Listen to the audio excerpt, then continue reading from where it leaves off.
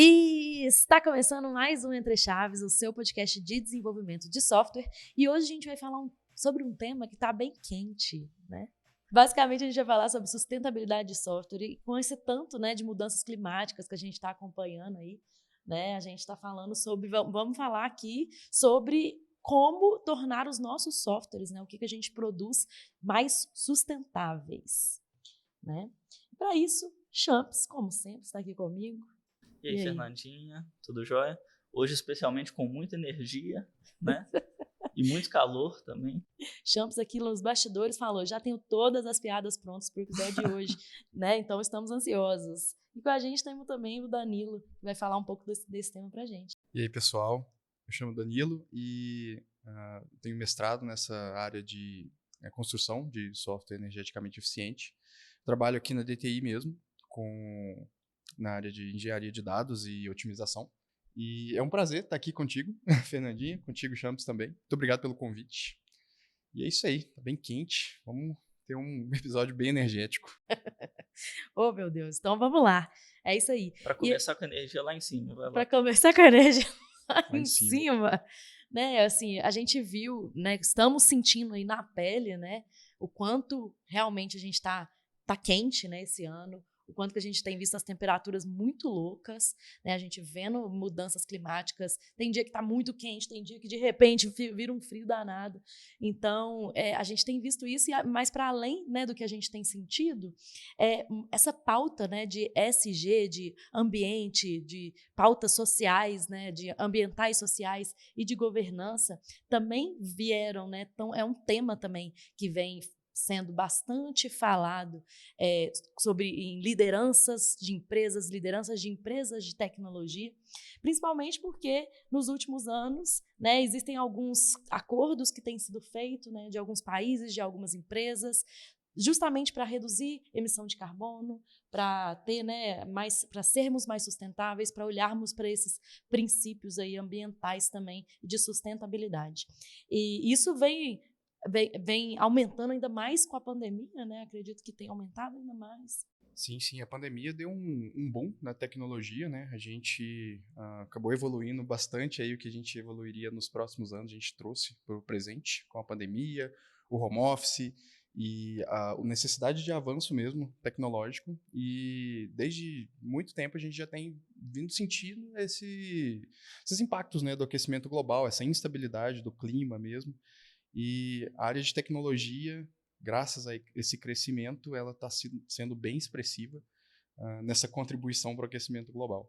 Exatamente. E aí as empresas, né, tantas empresas quanto algumas nações, elas têm alguns acordos justamente para reduzir essas emissões, né, de carbono, para serem mais sustentáveis, né? Exatamente. A longo prazo, a ideia é que a gente desacelere essa destruição, né, que a gente vem causando, e torne o mundo um lugar mais confortável para a gente existir nele.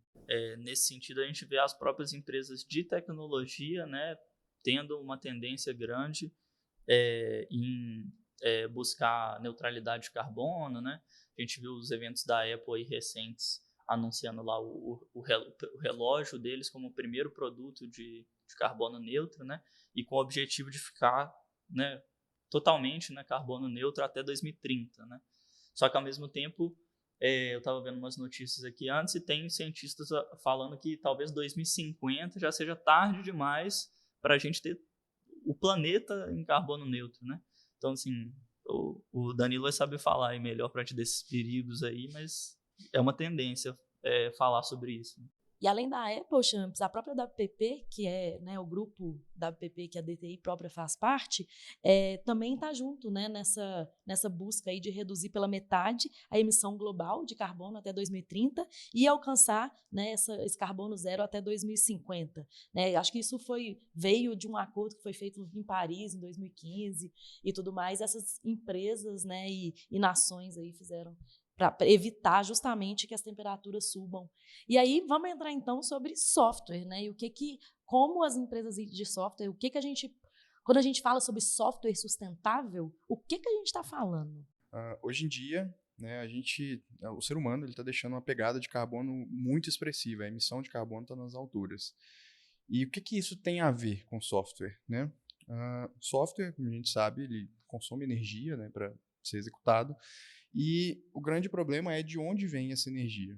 Então, muita da energia que a gente usa hoje, ela ainda vem de combustíveis fósseis, então isso tem uma geração de carbono muito expressiva, e essa questão de redução, de sustentabilidade, tem sido aderida pelos países, né, na utilização de energia limpa, o que impacta diretamente a utilização da energia pelo software, porque hoje em dia, com o avanço da tecnologia, o software tem utilizado muita energia. A gente estima de 2010 que 2% da energia global era consumida por software, consumida por equipamentos de TI, data centers, e sendo dessas, né, 40% para refrigeração de data centers. Né? Não é à toa que a Microsoft está colocando data center dentro de lago e tudo mais para contribuir também com essa economia de energia. Mas tendo essa energia mais limpa,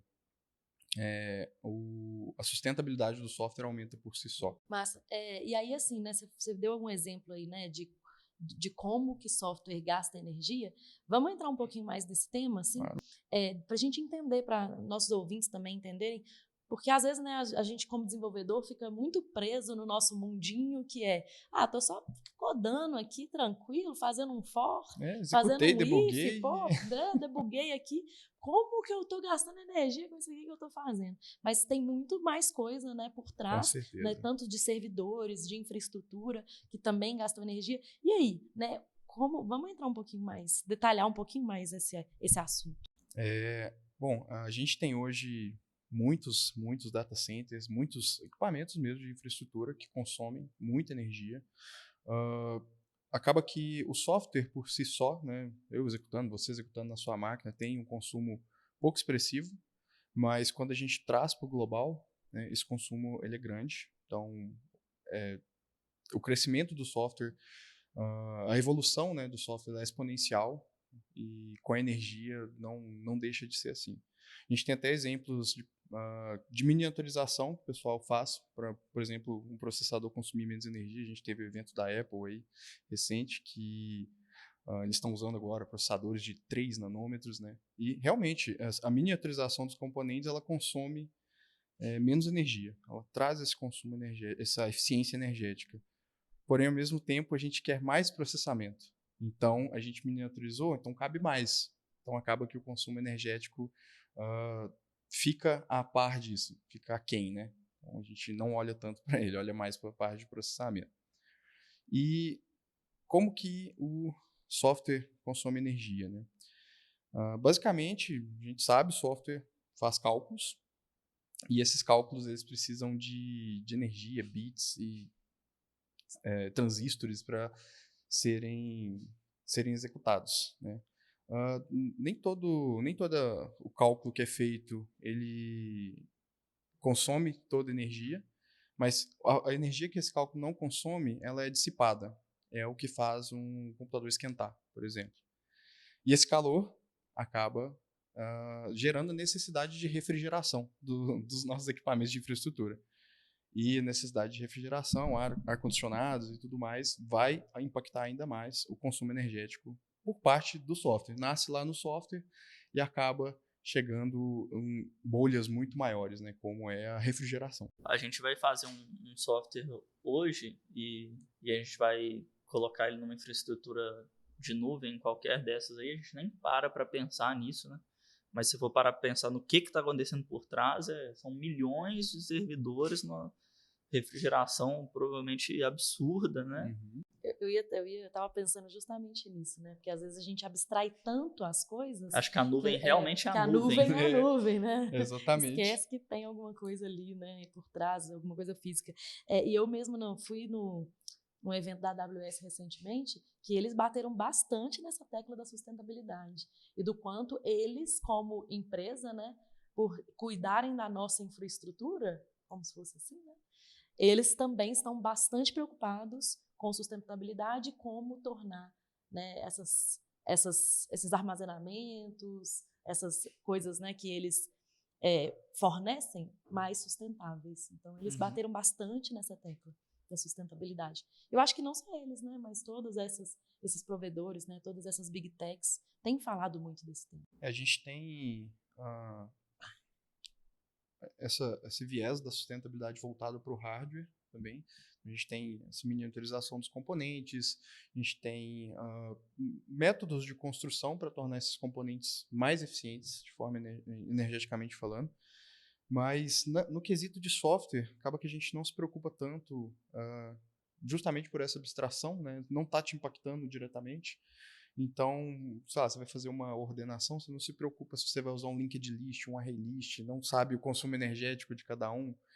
Então, tudo isso, no fim das contas, vai ter algum impacto. Que seja um impacto pequeno, que no fim das contas gera um impacto grande, expressivo. Isso aí é verdade. A gente já comentou sobre essas pequenas decisões de implementação, né?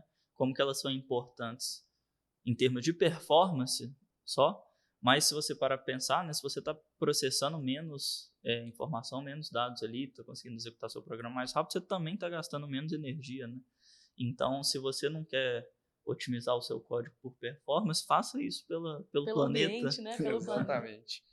E a gente tem várias alternativas, né, de estruturas de dados, de algoritmos aí para estar fazendo esse tipo de otimização.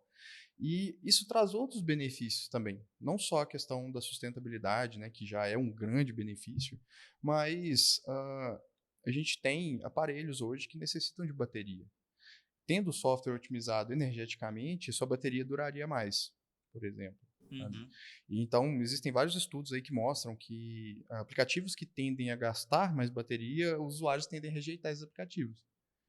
E o mesmo acontece com hardware. Se o seu telefone tem uma capacidade energética baixa, ele vai tender a ser mais rejeitado pelos usuários. Então, você vai vender menos por isso. E tem alguma ferramenta, alguma coisa que a gente pode, até para auxiliar, né, os desenvolvedores a identificar? Porque, claro, né, assim, a gente pode ir por esse lado, né, de otimização de performance, por exemplo, que aí eu faço alguns testes de performance e tal, que aí eu consigo ver, meu código, esse trecho aqui não está performando tão bem, preciso otimizar. Mas tem alguma outra coisa, né, que pode ajudar os desenvolvedores a identificar esses gargalos que você pensa, que você aplica no seu dia a dia, para realmente otimizar mesmo aquele programa? A gente tem ferramentas da própria Intel. Os processadores da Intel hoje, eles vêm com registradores específicos para armazenar o consumo de energia de determinado trecho de código. Então, no código, a gente consegue colocar alguns decorators, né, que vão medir o quanto eu gastei de energia até aquele ponto, o quanto eu gastei até aquele outro ponto. Se você subtrair um do outro, você consegue o consumo de energia de um trecho de código, de um método, de uma atribuição de variável, coisas desse tipo. E a gente consegue fazer isso para placa de vídeo, para utilização de memória e principalmente para o processador, que é um dos que mais consomem, né? Placa de vídeo e processador está de longe consumindo muita energia. Então, com isso, a gente consegue fazer uma modelagem mesmo do nosso software. Foi até o meu trabalho de mestrado, foi construir um framework para ter acesso a essa modelagem. Então, o que a gente fez foi construir um modelo de software baseado num grafo mesmo, onde cada transição de um trecho de código para outro gera um consumo energético. Então, com isso, a gente consegue ver o consumo que está ali, aplicar algoritmos para entender onde que está o maior consumo, onde que está o gargalo de energia do meu software, e aplicar otimizações naqueles pontos específicos. Muito massa. Então, isso é bem da hora, assim, de a gente fazer. Muito legal. Muito legal mesmo. Esse framework é aberto? A gente consegue? Consegue. A gente tem artigos publicados na revista da SBC, tem também no Simpósio Brasileiro de Software, lá alguns artigos. E ficou bem legal, recomendo. E, assim, essas ferramentas ajudam muito e elas são disponíveis para várias linguagens. A gente tem Java, a gente tem Python, chama RAPL, que é RAPL, né, da Intel mesmo. E foi a que eu trabalhei. Mas a gente consegue também fazer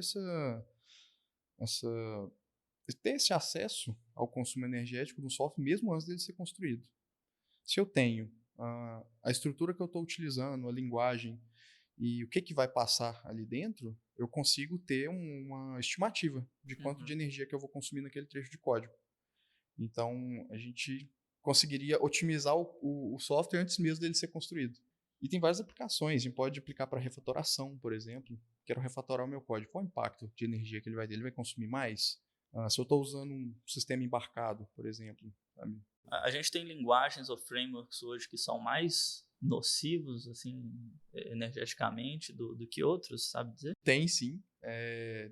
Por exemplo, o Java é uma das que mais consome energia, justamente por ter uma máquina virtual rodando por trás e tal. Tive experiências com Java e Python, onde o Python consome menos energia do que Java. E a gente pode abstrair isso para diversas outras formas. Por exemplo, se eu uso um for, se eu uso um while, se eu uso um array list, se eu uso um linked list, um hash table. E todas essas estruturas, se você imputar os mesmos dados nelas, elas vão ter consumo de energia diferente. E aí, com isso, você consegue decidir qual que vai ser a melhor estrutura para adequar no seu código. Claro, isso vai ter um impacto. Né? A gente vai ter impacto de performance, de tempo, complexidade, talvez. Eu achei assim, interessantíssimo isso que você trouxe, né? Mas imagino que pesquisa acadêmica faz muito sentido, mas eu quero entender um pouco mais sobre aplicação no mercado, porque assim, né? A gente está falando sobre conseguir aplicar um negócio desse que é muito massa para um cliente, para um projeto realmente que vai ser corporativo e tudo mais. Você acha que existe essa aplicação também? Sim, né? Como eu falei no início, as empresas elas estão com esse compromisso, mas e aí, né? Qual que é o benefício que elas tiram disso também, né? E, igual eu falei a respeito de aplicativos, se você tem um aplicativo que faz a funcionalidade dele consumindo menos energia, os usuários vão tender a gostar mais do seu aplicativo porque ele vai drenar menos a bateria do seu aparelho. Legal. A gente tem outras aplicações também, que é na área de sistemas embarcados, né, onde a gente tem sistemas que nem sempre tem uma fonte de energia contínua, né, funcionam com bateria e energia solar, por exemplo. Então, você tendo uma eficiência energética, você consegue controlar a energia que esse dispositivo vai utilizar. Então, a gente pode dar o exemplo de um sensor que está numa mina, por exemplo. E esse sensor ele tem uma bateria e ele é alimentado por energia solar. Se ele consumir mais do que ele consegue ser alimentado, ele não vai funcionar. Ele não vai cumprir a função dele. Então, eu tenho que fazer com que ele seja energeticamente eficiente, baseado no consumo de energia que ele vai ter e na fonte de energia que ele vai ter. Entendi. Mas assim, de forma bem prática, como que você acha que... Porque assim, né, eu estou tentando trazer para o nosso mundo por exemplo, aqui na DTI a gente acredita muito que toda feature que a gente entrega tem que ter teste automatizado. Toda feature que a gente entrega tem que passar por um sonar ou por um linter, né, por um auditor de código. Como que você acha que um negócio desse, né, um teste de energético, um teste de performance, deveria, porque me parece que faz muito sentido, quase que toda feature deveria passar por um teste de energia, sei lá, como que a gente poderia chamar isso. Sabe, como você acha que a gente poderia convencer os clientes, quem compra software, né, de que isso é importantíssimo? Eu acho que vai variar do contexto mesmo. Então, o contexto que eu estou aplicando requer essa eficiência energética, né? Às vezes é um cliente, por exemplo, que não está tão preocupado hoje com a questão de sustentabilidade. Ele quer se preocupar mais sobre o funcionamento dos sensores dele, que funcionam 24 horas e tal. Então, seria muito interessante, sim, a gente ter uma forma de executar o software, coletar a energia que ele consumiu para aquela rodada ou para N rodadas e ter ali um quality gate, sabe, para esse tipo de consumo mesmo. Então, assim como a gente tem para testes automatizados, ter também para energia seria um ótimo caminho. E aí, para convencer o cliente, a gente vai precisar de um contexto. Acaba que vai depender muito, né? Ainda assim, não dá para assumir que isso vai entrar em todos os projetos, porque seria uma preocupação a mais ali, que talvez no contexto do projeto seja um projeto até simples, que nem vai ter um gasto energético grande. Nem vai ser expressivo. Assim, então... mas dado que existe esse compromisso com a sustentabilidade, parece que um futuro Assim, talvez, né, não tão próximo, mas me parece Sim. que no futuro isso deveria entrar, né? Exatamente por esse compromisso que as empresas fizeram, né? E aí as nações também. Assim, a gente falou da Apple lá, por exemplo. Imagina se todos os softwares, né, produzidos pela Apple, eles assumissem esse compromisso de eficiência energética. Eles iam acabar gerando, né, um ganho de sustentabilidade aí grande, né, aos poucos e expressivo. Então, acho que faria sentido, sim. Eu acho que vai fazer cada vez mais sentido, né? Hoje acaba que fica uma coisa meio que depende ali da bondade ali, da caridade do cliente, do projeto, mas acho que no futuro isso tende a ser, né, cada vez mais importante. Da bondade e da necessidade também. Né? Ou da sim, necessidade, sim, né? Sim, sim.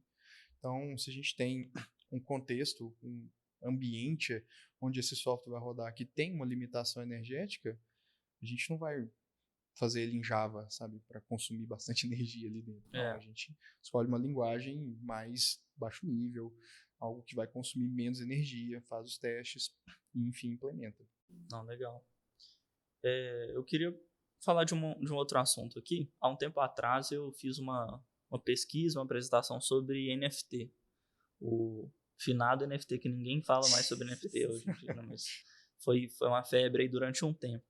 E uma discussão grande que tinha, acho que você vai saber explicar melhor pra gente, né? Mas é porque o NFT dependia da blockchain, né? E muita gente criticava bastante, né, os NFTs, porque você acabava tendo um grande gasto energético, né, para produzir algo que era, entre aspas, assim, inútil, né? Então era um processo de processamento super alto, né, para produzir um macaco com roupa de palhaço exclusivo lá, que, enfim, temos episódios sobre NFT. Mas explica um pouquinho para a gente disso, né, da blockchain também. Eu acho que com o passar do tempo a gente tem tido processamentos de dados cada vez maiores, né, mais volumosos, tudo mais. Muito boa a sua colocação do macaco de roupinha. E assim, apesar do NFT na época, né, ter sido algo que o pessoal considerou que, pô, vai ser valioso, vai ser o futuro e tal, a gente viu, né, hoje que não foi bem assim e as previsões estavam corretas. E o grande lance é a blockchain, tanto para NFT quanto para criptomoedas. O modelo de funcionamento da blockchain, né, ele causa esse grande gasto energético, porque você tem sempre que estar validando as transações. E quanto mais nós na cadeia que a gente tem, mais vai ser difícil de validar, mais processamento vai gastar, consequentemente, mais energia eu vou gastar para fazer esse processamento. Por mais que ele seja distribuído, né, cada pessoa ali da rede está fazendo um pouquinho desse processamento, quando a gente traz para o montante, a gente consumiu muita energia para fazer isso. Então, é a grande proposta, por exemplo, da Ethereum. A gente tem aí o Bitcoin, que foi... A blockchain foi se dividindo ao longo do tempo, então hoje em dia é, assim, muito difícil você minerar um Bitcoin, porque a quantidade de processamento que precisa é muito grande. Então, o Ethereum veio com essa proposta de modificar a blockchain para consumir menos energia, né, para ter uma validação mais simples. Então, acho que esse é o grande pulo do gato, que não só consumir energia limpa, mas também consumir de forma consciente, eficiente. São, se eu não me engano, são abordagens diferentes de processamento, né, para você acabar minerando ali as moedas para resolver o hash lá, a questão da blockchain. Então, realmente é uma parada que impacta demais aí, né? E a gente tem informações que, assim, a maior parte dos mineradores de Bitcoin e de criptomoedas no geral, assim, estava localizado na China, e a China é, infelizmente, um dos maiores utilizadores de combustíveis fósseis hoje. Já tem também planos, né, para estar reduzindo essa emissão de carbono, utilizar mais energia limpa, mas ainda a sua maioria é energia vinda de combustível fóssil. Uhum. Não invalidando a parte funcional da blockchain, que é uma ferramenta até bem interessante, né? Para diversas aplicações aí, né? No caso do NFT temos controvérsias, mas Não sei se você quer falar mais sobre isso, Fernanda. Não, acho que sobre blockchain, assim, eu só vejo que teve uma febre muito grande, Sim, né, sim. de criptomoedas, NFT, que eu acredito que deve ter subido muito o consumo, mas agora, nesse momento que a gente está, eu sinto que a febre deu uma abaixada, né? Então, eu imagino até que o consumo deve ter diminuído também. Com certeza, com certeza. E assim, acho que tudo que a gente. Toda tecnologia que surge, ela vai ter algo para melhorar. Então, surgiu o Bitcoin, pô, consome muita energia. Então, né, vamos melhorar isso, vamos criar novas criptomoedas que tenham foco em sustentabilidade. E eu acho que a tecnologia está evoluindo para esse caminho. Legal. Uhum. E aí, até falando dessas coisas que surgem, né? Aqui a gente fala muito no Entre Chaves sobre inteligência artificial, sobre GPT, enfim, né? Essas IAs generativas e tudo mais. E assim, né? Cada vez, vamos falar aqui, né? Sobre metaverso, né? A gente tem muita coisa aí que tem surgido que cada vez mais a gente produz mais dado, né? Sobre nós, né? A gente consome mais dado e essa produção de dado, ela fica um negócio absurdo. E aí, né? Inteligências artificiais e consumo energético. Como que elas estão ligadas? Primeiro a gente tem, né, a parte do processamento desses dados. Como você falou, a quantidade de dado que a gente gera ela é absurda mesmo. E são dados de todo tipo de qualidade e muito volume mesmo. Então esses dados, para a gente extrair alguma coisa de útil deles, eles têm que passar por um canal muito grande de processamento. Então esse processamento por si só já vai consumir muita energia, porque ele é constante, pessoas estão gerando dados constantemente, né? Hoje a gente praticamente não tem tanta privacidade assim, né? Tá tudo disponível aí para quem quiser. E a questão das IAs, fora esse processamento de dados, que é o que elas vão utilizar para estar aprendendo, a gente tem o treinamento, né? Então, elas vão aprender, vão ter esse treinamento. Então, com esse constante, com todo dado que chega, ela vai receber, vai ser treinada. E isso também requer muito processamento. Redes neurais, a gente consegue medir energia também de algoritmos de inteligência artificial. E rede neural consome muita energia para conseguir ter um modelo funcional, como a gente tem o ChatGPT e tal. Então, o ChatGPT, a título de exemplo, ele absorveu muito conteúdo da internet, conteúdo de diversas formas, diversos modelos de conteúdo, processou, passaram por um processamento e ele usou isso para aprender. E tudo isso que ele usou para aprender, ele te dá usa como ferramenta para te dar resposta e usa para aprender de novo. Então, o grande canal é o processamento de dados, processamento de linguagem. Tudo isso vai consumir muita energia. A gente tem outras inteligências artificiais, a gente até brincava lá no laboratório da faculdade sobre a OpenAI, que treinou uma IA super incrível para jogar Dota, ganhou do campeão mundial, mas a que custo? Né? Quanto de energia ela gastou para treinar esse IA? A gente até brincava, pô, a galera tá derretendo geleira lá para treinar IA para jogar videogame. Né? E, assim, novamente, é um avanço tecnológico muito massa, sabe? Tem seus defeitos. E eu acredito que essa preocupação com sustentabilidade, que ainda está embrionária, né, a gente está se preocupando cada vez mais, isso vai ter impacto nessas aplicações. Pois é, eu fico pensando que é meio um paradoxo, né? Porque ao mesmo tempo que as inteligências artificiais vão ajudar a gente a construir tecnologia sustentável, elas gastam muita energia. Ao mesmo tempo que o próprio blockchain que a gente comentou, ele pode ser usado para desburocratizar vários processos e digitalizar várias coisas que hoje você gasta, sei lá, toneladas de papel e de lixo. Ele também gasta muita energia. Então, eu não sei como colocar isso na balança, né? A gente não sabe também no futuro como que isso vai ser, como que a gente vai lidar com isso. Cara, eu acho que assim, se a gente for pensar, as inteligências artificiais, elas têm o viés humano, né? sempre vão ter o viés humano. E o viés humano hoje não está preocupado com sustentabilidade, né? A grande maioria não está preocupado com sustentabilidade, essa é a verdade. Então, pode ser que em algum momento as inteligências artificiais se preocupem com sustentabilidade, se espelhando nos seres humanos, mas eu acho que realmente não é o caso agora. Tem que vir da gente primeiro. Exato. Eu acho que é realmente difícil, como você falou, né? Às vezes as coisas vão surgindo e só depois algumas preocupações vão surgindo também, né? Uhum. Então, assim, é por isso que eu acho também que é um balanço, né, entre evolução, né? Porque, assim, afinal, para evoluir, para a gente ver esse crescimento exponencial que a gente está vendo, teve que gastar muita energia.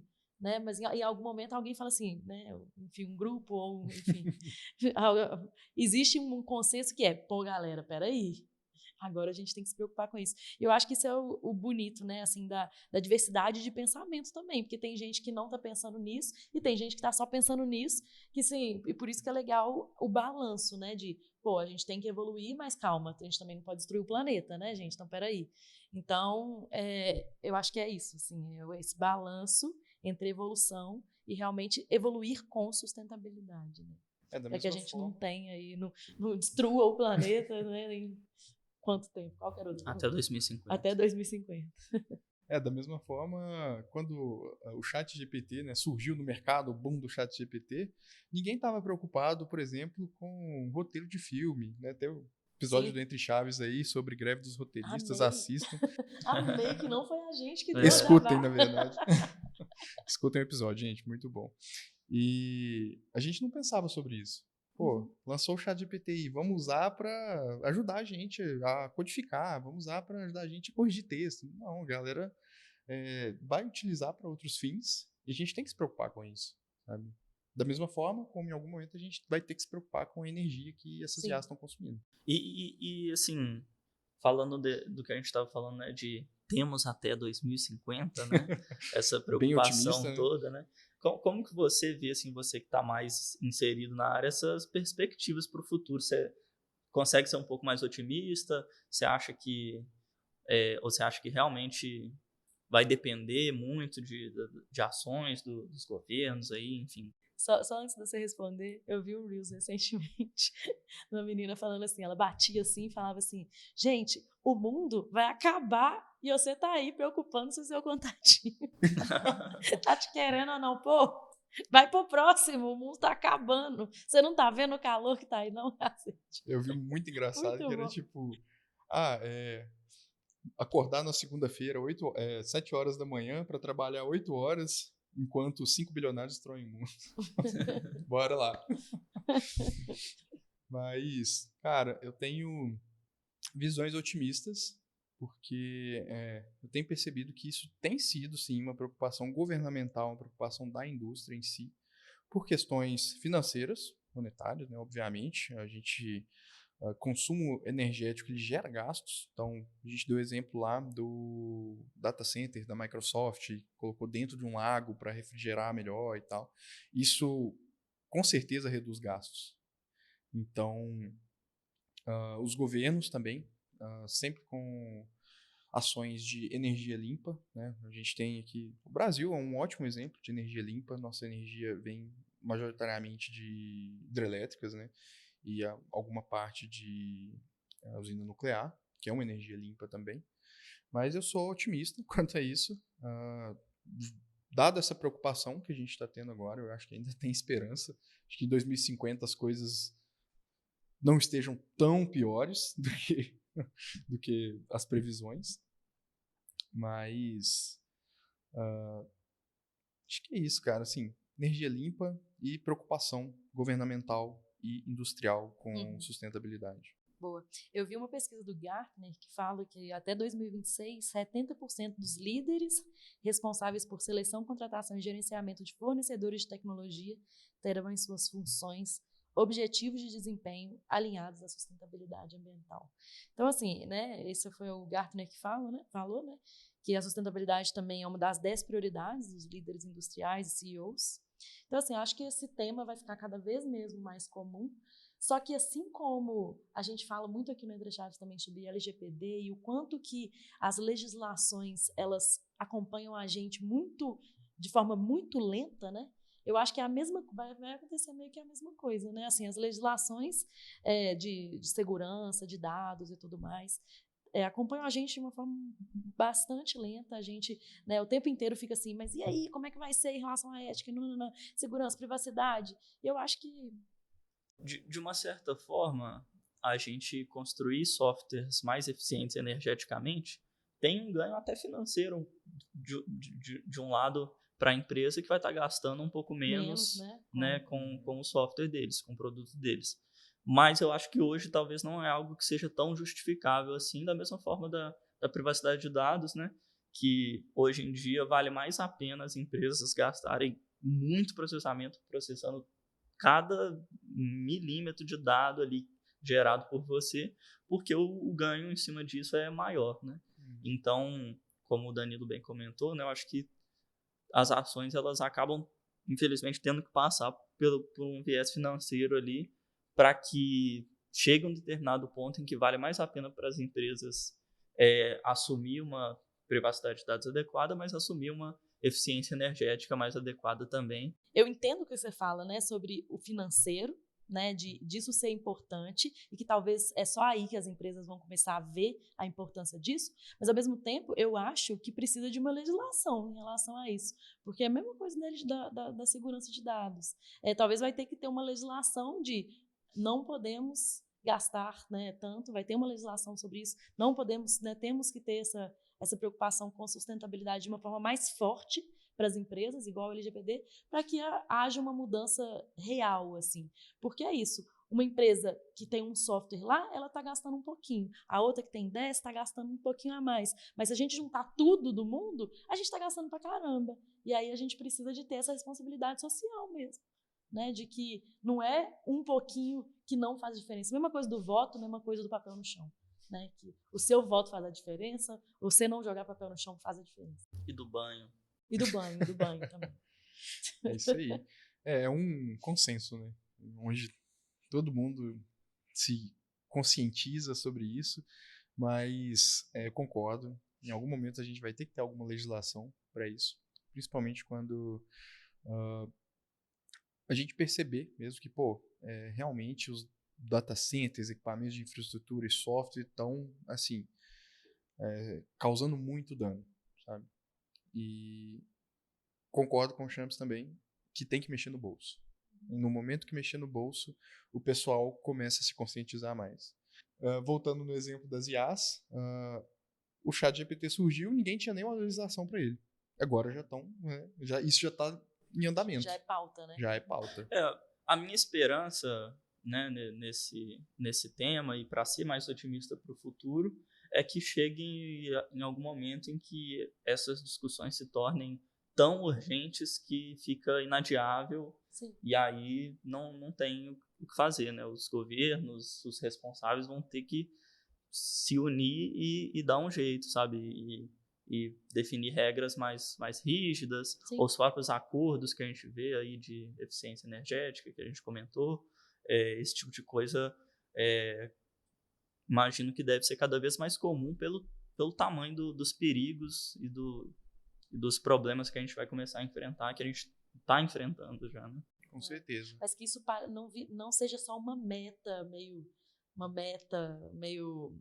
abstrata, né? Mas que se torne realmente mais rígido, né? Uma regra assim. E o ideal é que isso se torne orgânico, que seja amplamente discutido e não de forma só urgente, né? Por exemplo, a gente, quando for fechar um projeto com o cliente, conversar sobre isso com o cliente, entender as necessidades dele, claro, mas isso fazer parte mesmo do nosso fluxo de desenvolvimento. Exatamente, nosso fluxo do de nosso trabalho. Fluxo de falar sobre isso num podcast. Falar sobre isso num podcast. É isso aí. É cada vez mais comum. Assim, essa questão de pesquisa, né, sobre eficiência energética no software em si, construir software energeticamente eficiente, ainda está bem embrionário. A gente tem poucos estudos. Fica aí o convite para o pessoal que está ouvindo para procurar mais sobre isso. Mas é algo que, com certeza, vai ser uma pauta bem recorrente. Legal. Tem mais alguma coisa que você Imagina, a gente não falou. Não, eu pensei em talvez citar algum trabalho, na verdade, que é daqui da UFMG, né, que o pessoal está fazendo uma pesquisa sobre nanocomputação, onde você conseguiria reaproveitar os bits não utilizados. Então, quando você faz uma operação, geralmente sobra um bit, ou né, sobra alguma coisa.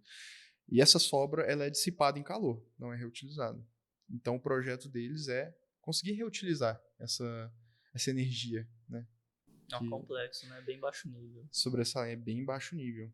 E, assim, a forma como eles estão testando isso é, assim, absurda, com campo magnético e outras coisas aí que eu nem saberia falar sobre. Mas acho bem promissor. Você conseguiria gastar a mesma energia para fazer todas as operações do computador. Então, por exemplo, com uma carga X de energia, você conseguiria trabalhar o computador por muito tempo. E isso é bem legal. Não, bem massa. Estágio embrionário também, né? Claro, pesquisa ainda, mas eu acho bem promissor, sabe? E a gente tem diversos trabalhos de ferramentas para simular energia, fazer comparativo de consumo energético entre dois softwares, software refatorado e software não refatorado. Estou ansiosa por esses resultados, né? E que bem realmente legal. a gente consiga, num curto espaço de tempo, aí, colocar essas coisas mesmo no nosso dia a dia, como a gente falou. Bom, é isso então, galera. Muito obrigada. Obrigada, Danilo. Foi muito legal a conversa. Obrigada, Chance. E até a próxima, pessoal. Tchau. Valeu. Valeu, pessoal. Até mais.